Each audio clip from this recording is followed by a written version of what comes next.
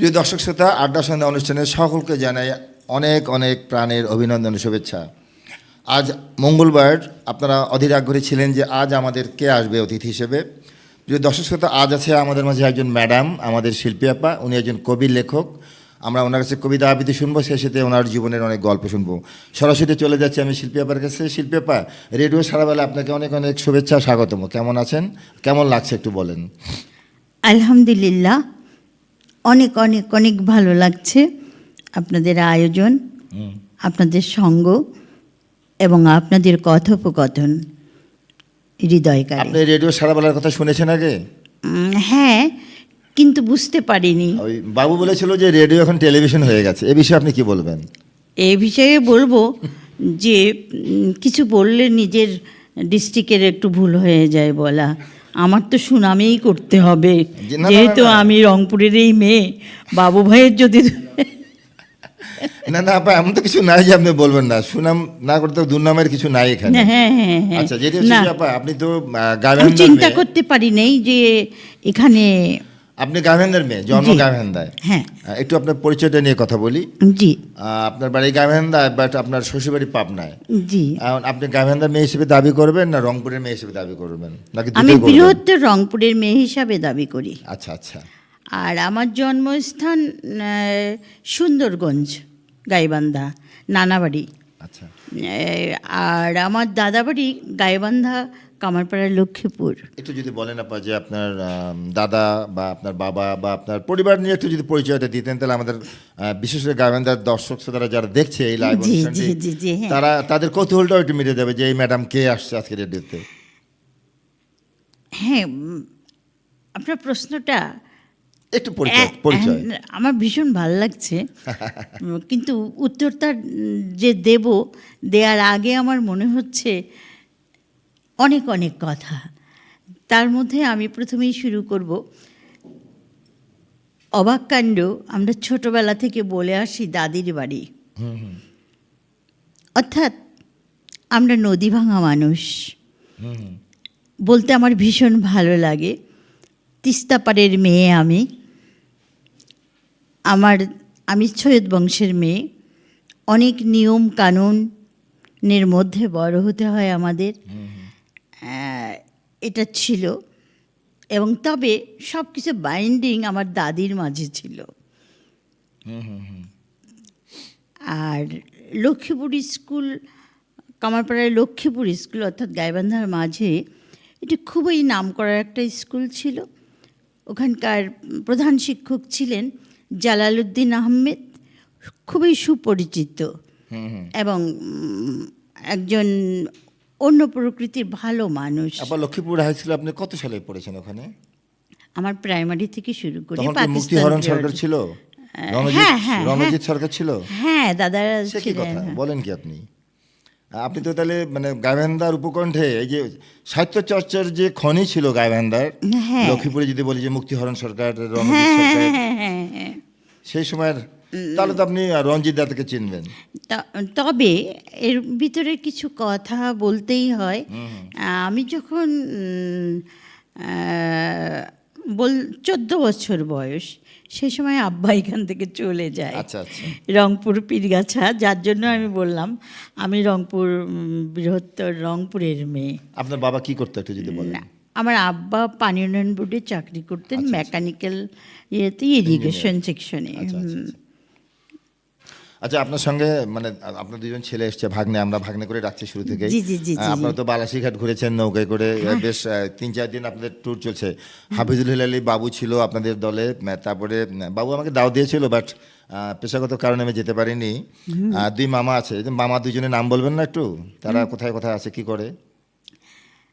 মামা মানে আপনার ছেলে? হ্যাঁ, তা তো অবশ্যই। আমার সঙ্গে বড় ছেলে এবং মেজ ছেলে। বড় ছেলে মোহাইমেনুল ইসলাম, মোহাম্মদ মোহাইমেনুল ইসলাম, শোভন বলে ডাকি। ও ঢাকা ব্যাংকে আছে, আইটি ডিপার্টমেন্টে। আচ্ছা। আর মেজ ছেলে প্রাইম ব্যাংকে আছে, সেও ঢাকাতেই আছে। ব্যাংকে? হ্যাঁ, ব্যাংকে। আর ছোট ছেলে? ছোট ছেলে আছে সময় টিভিতে, আচ্ছা। ও ভিডিও চিপ এডিটর। আচ্ছা, আর যদিও আমি মইন ভোলা, খুব সম্ভব আমার মেজো ছেলে আইভিপি, যদি ভুল না করি। আচ্ছা, আল্লাহ রহমার আপনার পরিচয় একটু পেলাম আপা, যেটা হচ্ছে আপনি আমাদের গাইবান্ধার মেয়ে, বৃহত্তর রংপুর, আপনি গাইবান্ধার তিস্তাপাড়ের মেয়ে আপনি, জি। সেটি আপনি বলেছেন। হ্যাঁ। সাহিত্যের আঙ্গিকে আপনি সাহিত্য নিয়ে চর্চা করেন অনেক আগে থেকেই। হ্যাঁ। কোন সময় থেকে আপনি সাহিত্য চর্চা শুরু করেছেন? ছোটবেলা থেকে নিশ্চয়ই। আমার একটা কথা না বললেই না, আমি একদম যখন ছোট ক্লাস 5-6 পড়ি, এটার স্বাধীনতারও অনেক আগে, 5-6-এও না, ক্লাস 4-5 হবে, তখন আমার ভিতরে অনেক এলোমেলো খুব কথা আসতো, কিন্তু আমি গুছিয়ে লিখতে পারতাম না। আচ্ছা আচ্ছা। কিন্তু আমার ভিতরে একটা তাড়না ছিল, তাড়না ছিল অসম্ভব। তখন আমি আমাদের সময় একটা বই আমরা গ্রামার পড়তাম, একের ভিতর পাঁচ। শুনেছি আমি, দেখেওছি মনে হয়। হ্যাঁ, এই বইটা বেশ মোটা বই ছিল, এবং এর ভিতরে একের ভিতর পাঁচ বলতে যাচ্ছিল একজন স্টুডেন্ট হিসাবে গড়ে তুলবার জন্য বোধহয় যেভাবে যে পথে যে যাবে, ব্যাকরণের শুধু নয়, সব ছিল। আচ্ছা আচ্ছা। তা আমার খুব ভালো লাগতো জীবনী পড়তে, যেমন বটগাছের আত্মকাহিনী, একটি রাজপথের আত্মকাহিনী, রাজা রানীর গল্প অতটা ভালো লাগতো না, তবে আমার ভীষণ জীবনী পড়তে ভালো লাগতো। শেরে বাংলা একে ফজলুল হক, শেরে বাংলা নামটা হলো কেন, ওইটুক বয়সেই এই জিনিসগুলো তার মানে আমাকে তাড়া করতো। ছোটবেলা থেকে আপনি অনুসন্ধিৎসু মনের একজন মানুষ ছিলেন। মানে শেরে বাংলা কেন হলো, হ্যাঁ, এই যে আপনার মধ্যে একটা প্রশ্ন, হ্যাঁ, এই দিয়ে আপনি কিভাবে পেলেন? আপনার বাবার কাছে, মার কাছে? না না না না না, এটা আমি পেলাম আমাদের সময়। তো আমাদের মা আব্বা তো বাইরে চাকরি করতেন, আমরা দাদা দাদি যৌথ পরিবারেই থাকি।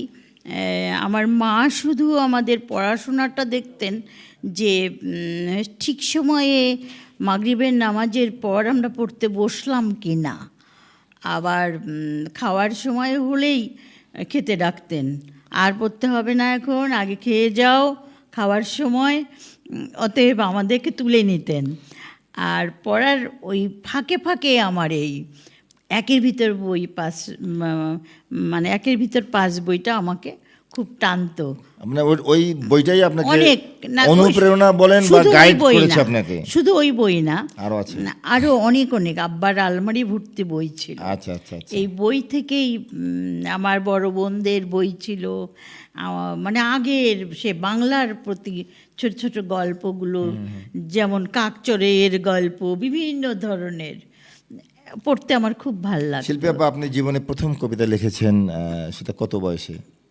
এটা খুব সম্ভব, যদি সঠিক কাছাকাছি হয়তো বললে হবে না, তবে 12 বছর বলবো, 12 বছর বয়সে কবিতা বেশি করেই বলবো। আর প্রথম প্রকাশ হয়েছে কোন পত্রিকায় বা কত সালে, সেটা কি মনে আছে?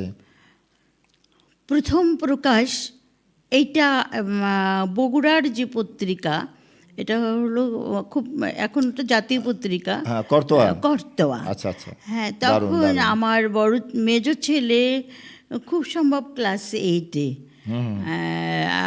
এরকম সময়ে।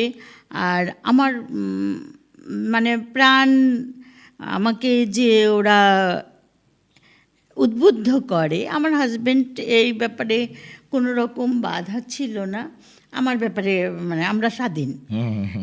হ্যাঁ, আমার মেয়ে ছেলে বলতো, আম্মু আসো তো, রান্না ছেড়ে দিয়ে আমাকে শাড়ির আঁচল ধরে টেনে নিয়ে যেত, যে তাড়াতাড়ি দাও তো, এটা নোট করে দাও, আমি জমা দিয়ে আসি। হ্যাঁ, আবার বড় ছেলে বলতো যে দাও আমি লিখে দিই, আমি নোট করব, সুন্দর করে লিখবো। মানে সময় আপনি বলছেন ওরা লিখছে? না না, আমার লেখাগুলোই, আচ্ছা, লেখাগুলো, হ্যাঁ, এগুলো কপি করতো। আচ্ছা আচ্ছা আচ্ছা। তখন তো আর ফটোকপি বা কিছু ছিল না, আমরা হাতের লেখাই জমা দিতাম। প্রথম যখন আপনার কবিতাটি ছাপা হয় দৈনিক করতোয়ায়, সেই সময় আপনার অনুভূতি কেমন ছিল, কেমন লেগেছে? সত্যি কথা বলতে কি, কোনো গুরুত্বই দেইনি। হ্যাঁ, কেন গুরুত্ব দেননি, সে কি কথা? নাকি দিয়েছেন প্রকাশ করেননি? না, মানে মনে হতো যে এটা কোনো লেখা হলো, ও আচ্ছা, আর আচ্ছা। ছেলে মেয়ে আমাকে এইভাবে আচ্ছা। মনে হতো যে এটা প্রকাশ হলে আমাকে তো অনেকেই চেনে, হ্যাঁ, হ্যাঁ, হ্যাঁ। যেহেতু ওর বাবা পরিচিত না, একজন একটা ছিলেন। একটা জিনিস জানেন শিল্পী আপা, যারা আসলে লেখালেখি ভালো লেখে হ্যাঁ তারা কিন্তু একটু প্রচার বিমুখ হয় বটে, এটি আমি শুনেছি আর হ্যাঁ কি। হ্যাঁ, এটা আমি একটু প্রচার বিমুখ হয় তারা। হ্যাঁ, ধরেন আমার- আপনি হয়তো ভেবেছেন যে আরো বড় বড় কবি আছে, তারা কি ভাববে এই মেয়েটা কি কবিতা লিখেছে, এই যে আপনার মধ্যে একটা ভীতি ছিল। না। কিন্তু ভীতি বা লজ্জা বা কিছু একটা ছিল যে আমি তো কবিতা ছাপা হয়েছে। না, এটা এটাও আমি ছিল না? একটু বলি আমি। হ্যাঁ, হ্যাঁ, জি। বড় কবি কারোর সম্পর্কেই কোনো কিছু না। আমার লজ্জা হতো যে আমার পরিচিত জন তো অনেক, ওর বাবার পরিচিত জন, আমার পরিচিত জন, আমার ছেলেদের পরিচিত জন, ওরা পড়বে, ওনারা পড়বেন যে এরকম, এটাই লজ্জা ছিল। আচ্ছা আচ্ছা। কবিতার কি মনে আছে আপা? না ভাই, অনেক দিনের কথা। হ্যাঁ, আপা তখন এতক্ষণ কবিতা ছড়া নিয়ে কথা লিখতাম। হচ্ছে আপা, তখন ছড়া ছড়া লিখতাম, লিখতেন। আচ্ছা, হুম। অনেকক্ষণ থেকে কিন্তু তারপর আপনার সাহিত্য নিয়ে কথা হচ্ছে। আমাদের এই স্টুডিওতে একটি নিয়ম আছে, নিয়ম মানে যদি এটা হারমোনিয়াম সামনে থাকে দর্শক শ্রোতারা জেনে যে যাক আজকে ইনি গান গাইবে। সামনে একটা বইও দেখা যাচ্ছে, এই বইটি আপনার নিশ্চয়ই। জি জি জি, বইটা জি, একটু জি। আপনার কতটি বই আছে একটু আমার হাতে দেবেন প্লিজ। হ্যাঁ আমার হাতে একটু আপা, আমি দর্শক শ্রোতাদের বইটা দেখিয়ে দিই। হ্যাঁ হ্যাঁ, ধন্যবাদ। একটু, জি জি জি, সরি। না ঠিক আছে। এই বইটা হচ্ছে তবুও তোমাকে, সৈয়দা কামরুন্নাহার শিল্পী, এটা আপনার বই। এই বইটি আপনার কবে প্রকাশিত হয়েছে? খুব সম্ভব এটা 23-এর, সর্বশেষ 23 সাল। হ্যাঁ 23, গত আচ্ছা, 24 একটু দেখাই দিই তাই না দর্শক শ্রোতাদেরকে বইটি। 23-এ, তবুও তোমাকে, জি আপনার প্রচ্ছদ কাভার খুব সুন্দর। নিন আপা। ধন্যবাদ। তা এখন কিন্তু এই বই থেকে কবিতা আবৃত্তি শুনবো আপনার কণ্ঠে। নিন, হ্যাঁ হবে না? হ্যাঁ হ্যাঁ, এখনো লজ্জা লাগতে পারে, এটা না, না, একটা না, কবিতা লজ্জা- না, এটা একটা কবিতাও তো। না না না না, আপনি শোনেন, নিজের কবিতা নিজে আবৃত্তি করার মধ্যে আলাদা একটা মজা আছে। একটু নিচু একটু করে, একটু দিব। হ্যাঁ একটু হ্যাঁ। ঠিক আছে। মুক্তি দাও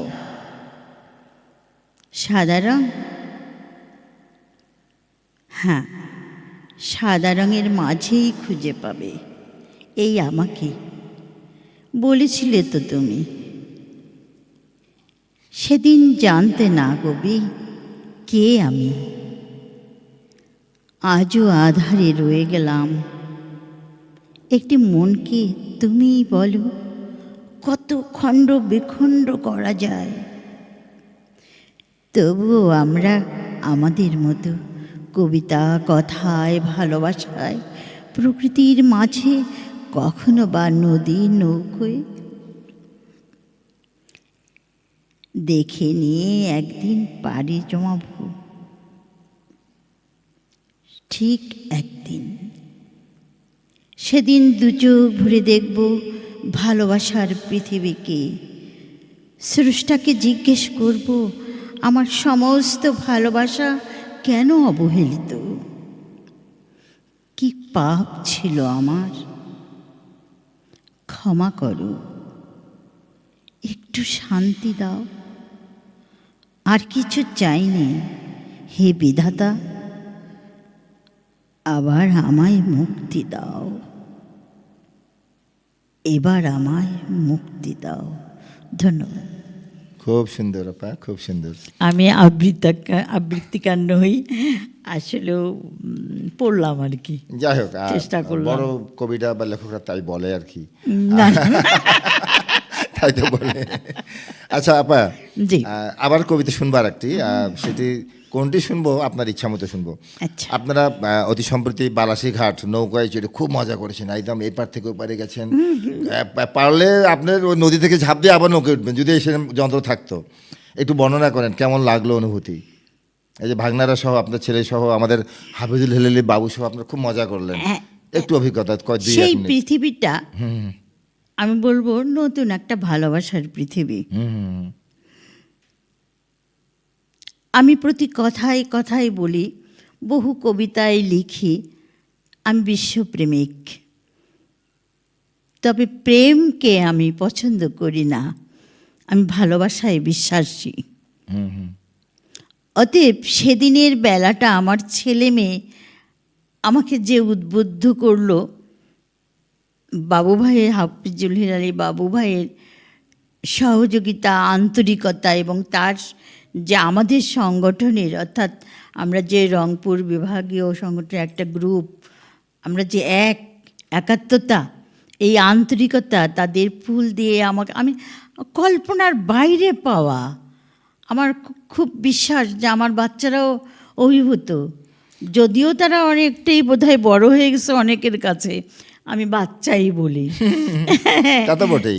তারপরে যাই হোক, আমরা বালাসি ফুল দিয়ে ওনারা প্রথম দিন বরণ করলেন। পরে আমরা ওখানে যে বালাসির ঘাটে গেলাম, নৌকোয় আমরা উঠলাম, কেউ উপরে কেউ নিচে, যাই হোক আমরা গান গাইলাম বিভিন্ন ধরনের নদীর উপরেই। বাহ, হ্যাঁ, গানও হয়েছে আপা? হ্যাঁ, ও, ওখানে মিস করেছি। আমরা অনেকেই গান টান গাইলাম। তারপর যখন নদী পার হয়ে গেলাম, তখন দেখি ঘোড়ার গাড়ি। তখন ছেলে মেয়ে সকলকে বললাম, মানে মেয়ে যারা আমরা ছিলাম, আমি ঘোড়ার গাড়িতে উঠব। আমি আগাগোড়াই আমার ছেলে মেয়ের কাছে ভীষণ বায়না করি। ও দেখে মানে ওরা এখন আপনার বাবা? হ্যাঁ, তার চেয়েও বোধহয় তার বেশি। চেয়েও বেশি, জি। তো বাবু ভাইকে বললাম আমি ঘোড়ার গাড়িতে উঠবো, কিন্তু উঠতে তো পারি না, ওইভাবে ওঠা তো যায় না। তারপরে মানে আমার তো যাই হোক সব কিছুই মেনে তো নিতেই হবে, যে সময়ের সঙ্গে আমারও বিগত দীর্ঘ সময় পার না, করে বুঝেছি আপা, আসছি। আপনারা খুবই মজা করেছেন। হ্যাঁ। বালাসি ঘাটে গিয়ে তারপরে ও, আপনার আর একটা মজা আছে, হ্যাঁ, কি 1 ব্যাপার? মিনিট কি সেটি? ছেড়ে দিচ্ছি। ঘোড়ার গাড়িতে উঠলাম, আমার সঙ্গে আমার নতুন বন্ধু একটা মেয়ে উঠলো একজন। আমরা দুইজন বললাম যে গানটা শুরু করে দাও। চুমকি চলেছে একা পথে, সে কি কথা! সঙ্গী হতে দোষ কি তাতে। দারুণ দারুণ। তারপর আমরা ওই এই লাঠিটা নিয়ে এভাবে চুমকির মতোই বাহ। সেই সিনেমার মতো ঘুরালাম। বাহ বাহ বাহ, এই তো। আপনার এই গানটা তো ঘোড়াও শুনে ফেলেছে। ঘোড়া কিছু বলেনি? ঘোড়াকে নড়তে বললে নড়ে, দাঁড়াতে বললে দাঁড়ায়। যাক, আপনি খুবই এনজয় করেছেন, আমি শুনেছি। অসম্ভব। বাবুর কাছে শুনেছি আপনার খুব মজা করেছেন। আপনার যেটি আমার তখন বলতে ভুলে গেছি, আপনার মোট কতটি বই আছে, এই যে কাব্যগ্রন্থ এরকম কতটি হবে মোট? আমার 18টা বই আছে, খুব সম্ভব। 18টি? হ্যাঁ, আমার যদিও বই বেশ কিছু আমি ভুলে গেছি নামগুলো, ওই যে যাই হোক। একটু সমস্যা আমার, মানে হঠাৎ করে না, হতে ভুলে পারে। যাই। হ্যাঁ, আপা, আপনি 18টা। আমাকে সেদিন বলছিলেন যে আপনার একটা দীর্ঘ বিরতি ছিল, বিরতি মানে লেখালেখি বিরতি। হ্যাঁ হ্যাঁ হ্যাঁ, 20 কি 25 বছর বিরতি। 25, আমার জীবনে 25 বছর। 25 বছর আগে কি লেখাগুলো লিখেছেন? আমি সেটাই বলবো। ওই যে ছোটবেলায় যে আমি লিখতাম, ক্লাস 8-9 পর্যন্ত আমি ছোট গল্প, প্রথমে লিখলাম হলো ছড়া, ছড়ার মধ্যে, তারপরে কবিতা, তারপরে ছোট গল্পের ভিতরে ছিলাম। তা এর ইতিমধ্যেই বিয়ে হয়ে যায়। বিয়ের পরে আমার হাজবেন্ড প্রতি বছর আমাকে একটা করে ডায়েরি গিফট করতেন। আচ্ছা আচ্ছা, হ্যাঁ, কিন্তু জানে যে আপনি লেখক মানুষ, না না না না না সেজন্য না। না, কেউ জানতো না আমি যে লিখি। আচ্ছা, আচ্ছা। এটা আমার পরিবার থেকে শুরু করে কেউ জানতো না। তবে লক্ষ্মীপুর গার্লস স্কুলে স্বাধীনতার পর আমি একটা ছোট নাটিকা লিখি। বাহ, হ্যাঁ, রানীর শাসন। আদৌ আমি জানতাম, আমার জীবনে এই কথাটা বোধহয় না বললে অপূর্ণতা থেকে যায়, কারণ আমি নিজেকে প্রশ্ন করে আজও উত্তর আচ্ছা আপা, 1 পাইনি। মিনিট, আপনার এই রানীর শাসন থেকে কোনো নাট্যরূপ দিয়েছিল কেউ? হ্যাঁ তো, আমি তাহলে আপনার কাহিনীটা জানি মনে হয়, একটু বলেন তো প্লিজ। যখন আমি এটা তখন আমাদের সময় হতো কি, গ্রীষ্মের সময় গ্রীষ্মের ছুটিতে একটা প্রোগ্রাম হবে, যে টিচাররা থাকবেন, আমরা যার যার মতো সাংস্কৃতিক অনুষ্ঠান হবে। আর হলো বাৎসরিক পরীক্ষা ডিসেম্বরে, পরীক্ষা হয়ে যাওয়ার পরে খেলাধুলা এবং সাংস্কৃতিক অনুষ্ঠান হতো। জি জি। তা কি মনে হলো জানি না, আমি কয়েকটা প্যারা বোধহয় লিখলাম, নাটিকা লিখলাম একটা। তখন আমার ক্লাসে যে ফার্স্ট গার্ল ছিল, ওর নাম জয়ন্তী রানী সরকার, আমার কাছ থেকে নিয়ে হেড টিচারকে দিয়ে দিলেন। আচ্ছা, দিয়ে দিলেন যখন, তখন অ্যাসিস্ট্যান্ট স্যার উনি পড়লেন, হেড স্যার পরে জানি না কে কে পড়ছেন, তখন আমাকে ডেকে পাঠালেন। আমি অফিস রুমে গেলাম, যাওয়ার পরে বললেন যে তুমি এটা মঞ্চস্থ হবে। মঞ্চস্থ হবে? হ্যাঁ। বাহ। তো আমি তো অবাক হলাম, যে আবার বলেছে এটা সমস্ত দায়িত্বই তোমার। হুম হুম হুম হুম। আমি বললাম যে আমি সব কিছু করবো স্যার, কিন্তু আমি তো সেইভাবে পারবো না সমস্ত কিছু। যে না, তুমি এটা পারবে। হুম হুম হুম। তখন যদিও এখন বলতে লজ্জা লাগছে, রানীর শাসনে রানী আমিই ছিলাম। আচ্ছা আচ্ছা। এবং রাজা কে ছিল আপা? না, হ্যাঁ? আমরা খুব সাবধান, আমাদের মেয়েরাই আমাদের সব আচ্ছা আচ্ছা আচ্ছা। অভিনয়ে মেয়েরাই ছেলে সাজতো। বুঝেছি বুঝেছি। মেয়েরাই একজন রাজা সেজেছে। হ্যাঁ হ্যাঁ, দারুণ। রাজার প্রয়োজন ছিল না, ছিল না। রানীর শাসন। এবং আমাদের মূল যে কথাগুলো আমার মনে পড়ে, সেটা হলো যেমন ভেজালের রাজত্ব, হুম। দেশটা ভেজালের রাজত্ব চলছে, এর থেকে মুক্তির উপায় কি? বুঝতে পেরেছি, আপনারা ওর মধ্যে এবং- গুড গভর্নেন্স নিয়ে গেছেন সেই সময়। সেই সময়ে কিভাবে সুশাসন, কিভাবে সেটা সুশাসন নাটকের মধ্যে আসবে। লিঙ্ক করিয়েছেন। আবার চিনির মধ্যে যেন কাকড় না যায়, বাবা চালের মধ্যে না, চালের মধ্যে কাকড়, চিনির মধ্যে বালি। রানীর শাসন। হ্যাঁ, রানী শাসন, এগুলো হবে না। আপা এটা কতবার মঞ্চস্থ হয়েছে? একবারই। একবারই হয়েছে। হ্যাঁ। কিন্তু ওই পাণ্ডুলিপি রাখেননি আপনি, স্ক্রিপ্ট? আমার সবচেয়ে অলসতা হয়তো এই জায়গায় না যে আপা, আপনি যদি নতুন করে রিকল করে কালেকশন করেন আপনার ওই নাটকটি, আমি দায়িত্ব নিয়ে আমাদের গাভিন্দারের নাট্য সংস্থা ভাবতো আমি তাদেরকে দিব যে এই নাটকটি কামরুনার শিল্পী ব্যাপার এটি মঞ্চস্থ করার ব্যবস্থা করেন। ছোট্ট নাটিকা তো, হোক, তাতে কি হয়েছে? মাত্র কয়েকটা না, আপনি point, দেবেন, আপনি 5-6টা, তবু তো আমি ওই যে ভাগনাকে বলে রাখবো যে ওই মামা করে ডাকে, আমি ভাগনাকে বলতে এটা আমাকে দিতে হবে। আচ্ছা আপা, হ্যাঁ। আপনার অনেক অর্জন আছে, আপনি কি সাহিত্য বা আরও অনেক কিছু বেশ অর্জন আছে আপনার, যে অর্জনগুলো পেয়েছেন কোথায় কোথায় থেকে, কীভাবে পেলেন একটু যদি কাইন্ডলি বলেন, আমাদের দর্শক শ্রোতারা একটু জানতে পারতো। আমার প্রথম যে আমি পুরস্কার পাই আর কি, সেটা আমি পাবনা থেকে পাই। সাহিত্যে? যতটুকু, হ্যাঁ, সাহিত্যে এইটা 21-এ একটা পদকও পাই আমি। 21 পদক পেয়েছেন? হ্যাঁ, বাহ, পাবনা বাহ। থেকে। আর বেশ কিছু সার্টিফিকেট আমি লালমনিরহাট থেকে পাই। যখন যেহেতু আমার হাজবেন্ড সার্ভিস করতেন বিভিন্ন ডিস্ট্রিক্টে, আমি প্রত্যেকটা জায়গায় সাহিত্য সংগঠনের সঙ্গে জড়িত হয়ে যেতাম, আর বাচ্চারাই আমাকে খুঁজে নিত। আমার বাচ্চারা তখন মোটামুটি বড় হয়ে গেছে, তারা পড়াশোনা নিয়ে, কেউ চাকরি নিয়ে ঢাকায়, ওরা খুব অল্প বয়সে পড়াশোনার মধ্যেই চাকরিতে জয়েন করে আর কি। যাই হোক, আর যেমন পত্রিকা থেকে পাই, সেও পাবনা, ছিনছা একটা পত্রিকা, পাবনার নাম আপনার করা। থেকেই বেশি আপনার অর্জন। হ্যাঁ, তাছাড়া জেলা থেকে আমি মোট কত- মন্ত্রণালয় থেকে পুরস্কৃত বাহ, বাহ, আমি হই। এটা অনেক বড় অর্জন। তারপরে আমি সব সাহিত্যে আপা? সাহিত্যে, বাহ, বাহ। কবিতার কবিতা। সাহিত্যে। বাহ। আর আরেকটা আমি পাই, আমি এটা দিয়েছে হলো ওটাকে কি বললাম, মা নিয়ে বলছিলাম, যে জয়িতা, জয়িতা মা হিসাবে আমি পাবনা ডিস্ট্রিক্টে, দারুণ দারুণ। হ্যাঁ, এটা অর্জন করি বেগম রোকেয়া দিবসের বেগম ইয়েতেই। রোকেয়া দিবসে। হ্যাঁ, আমাকে মানে আমি একজন জয়িতা মা এই হিসাবে একটা সার্টিফিকেট আপা, আপনার পাই। প্রিয় লেখক?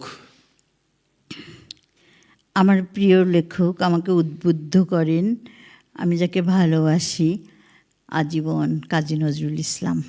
আচ্ছা আচ্ছা, দারুণ। তারপরে তারপর আমি জসিমউদ্দিন, কবি জসিমউদ্দিন, পল্লী কবি জসিমউদ্দিন। তারপর সিরিয়াল আর বলবো না। আপনার প্রিয় গায়ক কে কে আপা? আপনি আমি নজরুল গীতি, এই অনুষ্ঠান শুরু হওয়ার আগে কিন্তু গুনগুন করে গান গেয়েছেন। নজরুল গীতি আমি পছন্দ করি, নজরুল। হ্যাঁ, আচ্ছা আচ্ছা। তারপরে আমি যখন প্রাপ্ত বয়স আমার হলো, যখন বুঝতে শিখলাম তখন রবীন্দ্রসঙ্গীত, রবীন্দ্রের লেখার উপরে আরও অনেক কিছু, আর শরৎচন্দ্রের হ্যাঁ আমার উপন্যাস খুব কাছে টানতো। আপা আরেকটি কবিতা যদি আবৃত্তি শুনতে চাই, রাগ করবেন না তো? না তাহলে আর কি হয়ে যাক আপা। তবে বড় বলবো না ছোট বলবো? অ্যাজ উইশ, ছোট হোক বড় হোক, তো মাঝারি, ছোট না বড় না, মাঝামাঝি থাকি। আচ্ছা, আমি একটা কবিতা বলি, সময় হয়ে গেলেই শেষ। মানে আমাদের সময় আবার চলে যায় আপা, জানেন এত নিষ্ঠুর সময় কখন যে চলে যায়, হ্যাঁ, তা ধরেও রাখা যায় না, বেঁধেও রাখা যায় না। হ্যাঁ, কেউ কখনো কোনো সময়কে আমরা ধরে রাখতে পারি না।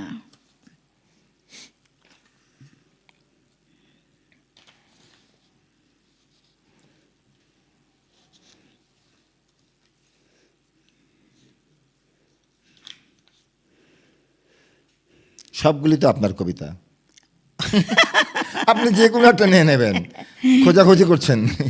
খোঁজাখুঁজি করলাম এই জন্যই যে কবিতাটা বলবো জি জি, সীমাবদ্ধ সময়ের মধ্যে আপনি কেটে দেবেন, আমি কষ্ট পাবো না। না না না, আপনি তবু আমাদের 1 মিনিট বেশি হলে আমাদের পেছনে রেজন ভাই আছে, দেবে, অসুবিধা নেই। হ্যাঁ, হ্যাঁ, এই কবিতাটা সম্পূর্ণ চিরসত্য প্রতিটি লাইন, এবং আমার বাসা, আমার পরিবার নিয়েই লেখা। বাহ, হ্যাঁ, যার জন্য হয়তো একটু সময় লাগতে পারে। দক্ষিণ বারান্দা। আজ শ্রাবণের বর্ষণে ভিজে ভিজে একাকার দক্ষিণ বারান্দা আমার। দক্ষিণ বারান্দা আমার স্মৃতি ভরা সময়ে দীর্ঘকাল পাশাপাশি দুজন, কত কথা, কত ভাব বিনিময়। কখনো আম্রমুকুলের গন্ধ, কখনো কাঁঠাল গাছে কত কাঁঠাল এসেছে, একটি একটি করে গোনা। বলতো, দেখো না একবার তুমি গুনে কত কাঁঠাল এসেছে। কাঠবিড়ালি এ গাছ থেকে ও গাছে লাফিয়ে লাফিয়ে ছুটে বেড়ানো, তাকিয়ে তাকিয়ে দেখা মুগ্ধ চোখে। কখনো কখনো ঘুঘু ডাক দুজনে উপভোগ করেছি। ভোরের পাখিদের কিচির মিচিরে ভরে যেত আমার ছোট্ট বাগান। কখনো কখনো পাখি ভোরবেলাতে কাঁচের জানালায় এসে বারবার হুমড়ি খেত। আমি বলতাম, এই তোমরা আমার ঘুম ভাঙাতে এসেছো? পাখিদের সঙ্গে আমার কথা শুনি সে মিটমিট করে হাসত। এমনি আরও কত কি, কত স্মৃতি। দক্ষিণ বারান্দায় বসে দেখেছি সাঁঝের বেলা পাখিদের ফিরে আসা। কখনো কখনো ওরা জোড়া বেঁধে আমার এই দক্ষিণ বারান্দায় নিত আশ্রয়। কত ভালো লাগা সেই দিনগুলো। চায়ের আসরে দুজনেই বসাতাম, গল্পে মাতিয়ে রাখত সে সময়ে। কত পুরাতন স্মৃতি তার, ভালো লাগা, ভালোবাসা। আমাদের কখন যে চা শেষ হয়ে যেত বুঝতেই পারতাম না। সকাল সাজে কিংবা মধ্যাহ্নের অধিকাংশ সময়ই কোনো নিয়ম ছিল না ওর আর আমার মাঝে চায়ের আসরে। বলো তো, তুমি খেলেই আমাকে দিও, বলতো সে। যদি তাকে জিজ্ঞেস করতাম তুমি কি চা খাবে, বলতো তুমি খেলেই আমাকে দিও। কি অসাধারণ তার চাওয়া, কত নম্রতা। সে কথা আজও কানে ভেসে আসে এই দক্ষিণ বারান্দায়। মনে হয় এই তো সেদিন। তারপর কতদিন আসতে পারিনি আর। বসতে সায় দেয়নি মন। ও বসতো ইজি চেয়ার আর আমি পাশের দোলনায়। সেই ইজি চেয়ার আর দোলনা কতদিন ফাঁকা পড়ে থাকলো না। সেই চেয়ারে আর কেউ কোনো দিন বসবে না। আমার নাতি নাতনির আবদার, দাদুর চেয়ারে কেউ বসবে না। অবুঝ শিশুদের সে কথায় চোখ ভরে যায় আজও। পাড়ার সব প্রিয়জন আমার দক্ষিণ বারান্দায় আর দেখতে পেত না, তারাও কষ্ট পেত। আজও চোখ ভেজে যায় ভোরের আলো আধারিতে। এবার আষাঢ়ের ঘনঘোর বর্ষা কতভাবে কেটে গেল আনন্দ বেদনায়। নতুন নতুন বন্ধু পেলাম, কথায় কবিতায় গানে সুরে স্নিগ্ধ মায়ায় নিজেকে নতুন নতুনভাবে জীবনকে উপলব্ধি করতে। বেশ কিছু সময় কেটে গেল, সেখানে এক অনাবিল মুগ্ধতা। কবিতা ও গানের পাখিরা কখনো কখনো ছিল পাশাপাশি। তাদের নিয়ে রচিত হলো নতুন নতুন কবিতা। বদ্ধ ঘরে বন্ধুরা সব ছিল ভালোবাসার বন্ধনে। আজ আমি ছুটব অন্য কোনোখানে, নতুন নতুন কবিতার সন্ধানে স্নিগ্ধ মায়ায়। হয়তো সেখানে আবার নতুন নতুনভাবে জীবনের প্রথম ও শেষ ছোঁয়ার গল্প হবে ভরপুর। কবিতার দুটি ঠোঁট খুঁজে পাবে বারবার মায়ায়। ধন্যবাদ। খুব সুন্দর আপা, খুবই খুবই ভালো লাগলো। আমরা একদম শেষ পর্যায়ে চলে এসেছি। আপা, আপনি শীতকালে কবিতা বেশি লেখেন না গরমকালে বেশি কবিতা লেখেন? আমার কোনো কাল নেই। মানে আপনার যে ষড় ঋতুর মধ্যে কোন ঋতুটাকে বেশি আকর্ষণ করে আপনাকে? আমাকে শীত এবং বর্ষা। শীত এবং বর্ষা। আমি এই আঙ্গিকে আপনাকে বলার চেষ্টা করছিলাম, ষড় ঋতুর মধ্যে আপনার বর্ষাকাল এবং শীতকাল। হ্যাঁ, এই অনেক। যে শীতকাল, তাহলে তো আপনি লিখবেন এখন। আমার শীতের সময় বললাম, আর অনেকে বলে বসন্ত। বসন্ত কোকিল ছাড়া কিছুই ভালো লাগে পিঠা না। পায়েস তো আপনি নিজে হাতে বানাতে পারেন এখনো? পিঠা পায়েস তো এখনো বানাবেন, এখন বানাবেন না? এখন ছেলের বউরা তৈরি করে সব। কেন ছেড়ে দিয়েছেন কেন? আলহামদুলিল্লাহ। আপনি একজন শিল্পী, আপনি একজন কবি, আপনি একজন লেখক, সবকিছু তো মানে আপনি এখনো ধরে রাখবেন।